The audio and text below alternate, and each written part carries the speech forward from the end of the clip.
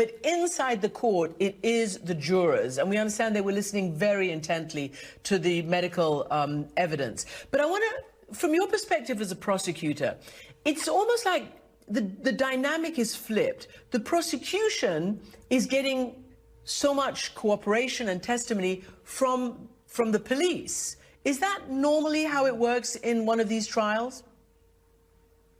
Normally, you don't have this cooperation. You don't have a law enforcement official so eager to testify against so-called one of their own. There's this concept of a kind of a blue wall of silence here where you're going to protect or at least extend a benefit of the doubt to somebody who is now the defendant. But here, you've had law enforcement official after law enforcement official, sergeants, lieutenants, chief, who are all testifying to the same thing. You know how rare it is for somebody to witness a traffic accident, Christine, and have them all say that it was the same color light? Every person here is testifying to the same thing, from a bystander to law enforcement agents, that this application of force was unreasonable, that he was not one of our own, that he may have had the badge on, the uniform that day, but he did things that were contrary to training.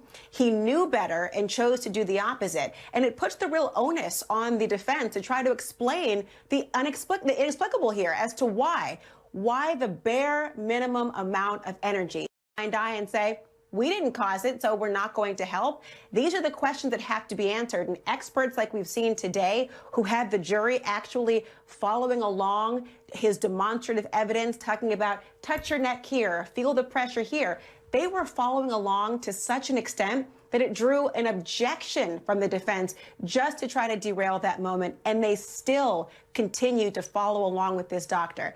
From a prosecutor's perspective, this is exactly what you want to have. From the defense, you're wondering how you're going to defend not only against a bystander's view of the video, but an expert who essentially showed us frame by frame George Floyd taking his final breath.